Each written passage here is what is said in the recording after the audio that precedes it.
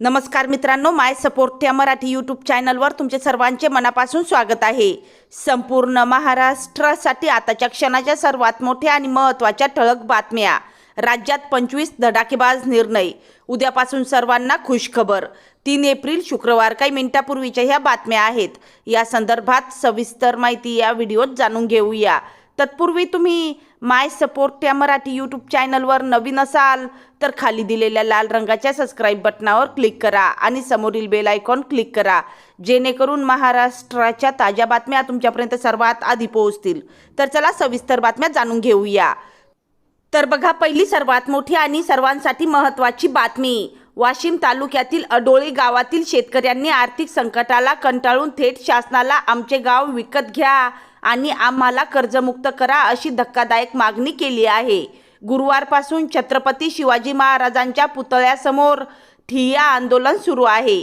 गेल्या अनेक वर्षात सतत नापिकी, अतिवृष्टी, उत्पादन खर्चात वाढ आणि कर्जाच्या ओझ्यामुळे शेतकरी पूर्णपणे हतबल झाला आहे। शासनाने आमच्या समस्या गांभीर्याने न घेतल्यामुळेच हा टोकाचा निर्णय घ्यावा लागत असल्याचे आंदोलनकर्त्यांनी सांगितले। त्यानंतरची सर्वात मोठी आणि महत्त्वाची बातमी बघा। उत्तर महाराष्ट्र, मराठवाडा आणि विदर्भात अवकाळी पावसामुळे शेतकऱ्यांच्या पिकाचे मोठे नुकसान झाले आहे। मुख्यमंत्र्यांनी संपूर्ण सर्वेक्षणाचे आदेश दिले असून अहवाल आल्यानंतर नुकसान भरपाई देण्याबाबत निर्णय घेतला जाईल अशी माहिती महसूल मंत्री चंद्रशेखर बावनकुळे यांनी नागपूरमध्ये दिली। मंत्रिमंडळ बैठकीतही मुख्यमंत्री देवेंद्र फडणवीस यांनी मुख्य सचिवांना नुकसान भरपाईबाबत आदेश दिले आहेत। त्यानंतरची सर्वात मोठी आणि महत्त्वाची बातमी बघा। पुणे जिल्ह्यातील भोर तालुक्यात अवकाळी पावसाने झालेल्या नुकसानीची पाहणी करण्यासाठी कृषी मंत्री दत्तात्रय भरणे यांनी भेट दिली। वडगाव डाळ येथे पाहणी दरम्यान अचानक वादळी वाऱ्यासह जोरदार गारांचा पाऊस सुरू झाला। परिस्थिती इतकी गंभीर होते की मंत्री सुमारे 20 मिनिटे गाडीतच थांबून राहिले।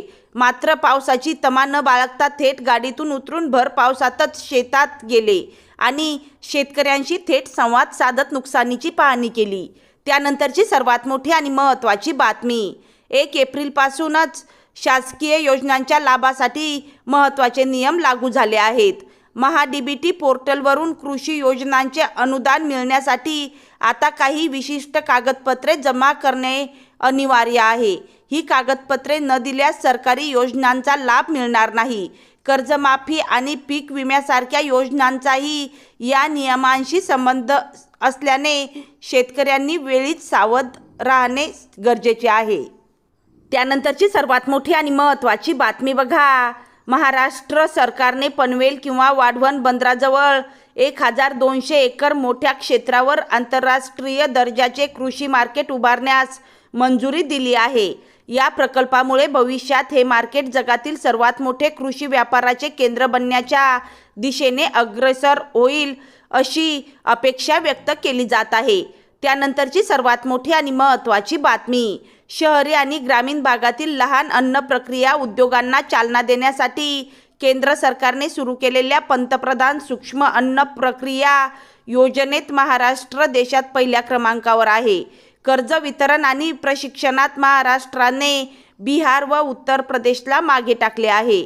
देशात एकूण 1,59,129 प्रकल्पांना बँकेमार्फत कर्ज मिळाले असून त्यात महाराष्ट्राचे 25,331 प्रकल्प आहेत। त्यानंतरची सर्वात मोठी आणि महत्त्वाची बातमी बघा। राज्यातील जमीन मोजणी प्रक्रियेतील दिरंगाई दूर करण्यासाठी महसूल विभागाने क्रांतिकारी निर्णय घेतला आहे। आता खाजगी प्रशिक्षित भूमापकांची नियुक्ती करण्यात येणार असून महिनोमहिने रखडलेली मोजणीची कामे काही दिवसात पूर्ण होणार आहेत। या निर्णयामुळे हजारो शेतकऱ्यांना मोठा दिलासा मिळाला आहे। त्यानंतरची सर्वात मोठी आणि महत्त्वाची बातमी। श्रीगोंदे व अहिल्यानगर तालुक्यातील 32 दुष्काळी गावांसाठी महत्त्वाच्या साखळाई उपसा सिंचन योजनेला मंत्रिमंडळाची मंजुरी मिळाली आहे। मुख्यमंत्री देवेंद्र फडणवीस यांनी 7 वर्षापूर्वी दिलेला शब्द आता पूर्ण झाला आहे। या योजनेतून दोन्ही तालुक्यातील 9,600 हेक्टर क्षेत्राला पाणी मिळणार आहे। त्यानंतरची सर्वात मोठी आणि महत्त्वाची बातमी बघा। जिल्हा परिषद निवडणुकांनंतर शिवसेना शिंदे गट ॲक्शन मोडमध्ये आला असून पक्षविरोधी कारवाया करणाऱ्यांवर कारवाई सुरू झाली आहे. रायगडमधील एका प्रमुख नेत्याची पक्षातून हकालपट्टी करण्यात आली असून रोहा तालुक्याची कार्यकारिणीही विसर्जित करण्यात आली आहे. या कारवाईमुळे कोकणासह राज्याच्या राजकीय वर्तुळात मोठी खळबळ उडाली आहे. त्यानंतरची सर्वात मोठी आणि महत्त्वाची बातमी बघा. केंद्रीय कर्मचारी निवड आयोगाची संयुक्तपदी स्तर परीक्षा 2026-27 साठी अधिकृत अधिसूचना लवकरच sscgovernment.in वर प्रसिद्ध होणार आहे. या परीक्षेद्वारे केंद्र सरकारच्या विविध मंत्रालयात गट ब आणि गट क पदासाठी भरती होते. सरकारी नोकरीचे स्वप्न बघणाऱ्या लाखो तरुणांसाठी ही मोठी संधी आहे.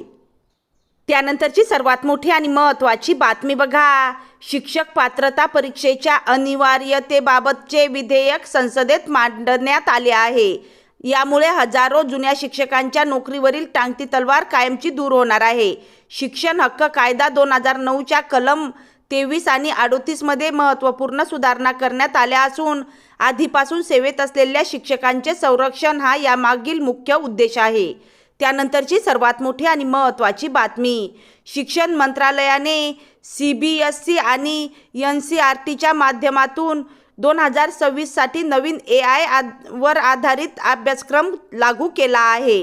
पारंपरिक ब्लॅकबोर्डऐवजी आधुनिक व्हाईट बोर्ड वापर वाढला असून विद्यार्थ्यांना व्हिज्युअल आणि प्रॅक्टिकल पद्धतीने शिकवले जाणार आहे.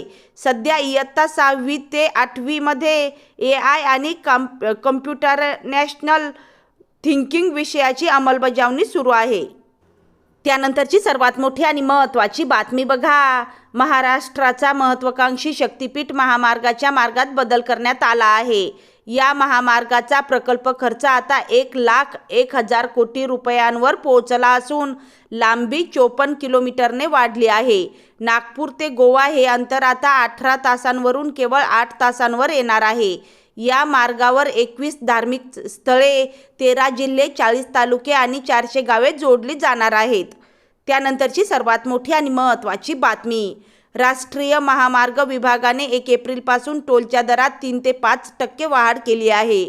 जिल्ह्यातील 7ही टोलनाक्यांवर ही दरवाढ लागू झाली असून मासिक पास 340 रुपयांवरून 350 रुपये आणि वार्षिक पास 3,000 रुपयांवरून 75 रुपयांनी वाढवण्यात आली आहे.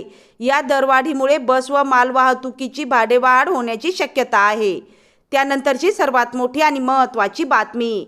महाराष्ट्र सरकारने इलेक्ट्रिक वाहनांचा वापर वाढवण्यासाठी महत्त्वाचा निर्णय घेतला आहे. महाराष्ट्र इलेक्ट्रिक वाहन धोरण 2025 अंतर्गत विविध कंपन्या आणि शहरी वाहतूक संस्थांना कोट्यावधी रुपयांचा प्रोत्साहन निधी मंजूर केला आहे, अशी माहिती परिवहन मंत्री प्रताप सरनाईक यांनी दिली आहे. त्यानंतरची सर्वात मोठी आणि महत्त्वाची बातमी बघा. महसूल विभागाच्या 20 वर्षांनंतर सुधारित आकृतिबंध सरकारने मंजूर केला आहे. एकूण 35,876 पदांना मंजुरी देण्यात आली असून यामुळे महसूल प्रशासनाच्या रचनेत मोठे बदल होणार आहेत. नागरिकांना जलद सेवा मिळावी यासाठी हा निर्णय घेण्यात आल्याचे सांगण्यात येत आहे.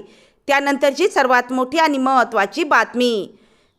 राज्यातील नद्यांचे प्रदूषण कमी करणे आणि नद्यांचे संवर्धन व पुनर्जीवन करण्यासाठी महाराष्ट्र राज्य नदी पुनर्जीवन प्राधिकरण स्थापन करण्यास मंत्रिमंडळ बैठकीत मंजुरी देण्यात आली आहे. या प्राधिकरणाचे अध्यक्ष मुख्यमंत्री असतील तर उपाध्यक्ष पर्यावरण व वातावरणीय बदल मंत्री असतील. त्यानंतरची सर्वात मोठी आणि महत्त्वाची बातमी बघा. पत्रकारांवर होत असलेले हल्ले, त्यांच्यावर खोटे गुन्हे दाखल करणे यासह विविध मागण्यांसाठी परभणीत तहसील कार्यालयाजवळ धरणे आंदोलन करण्यात आले. शासनाने याची दखल न घेतल्यास राज्यभरातील पत्रकार रस्त्यावर उतरल्याशिवाय राहणार नाहीत, असा इशारा देण्यात आला आहे. लहान वर्तमानपत्रांना मिळणाऱ्या जाहिरातींमध्ये भेदभाव होत असल्याचाही आरोप करण्यात आला आहे.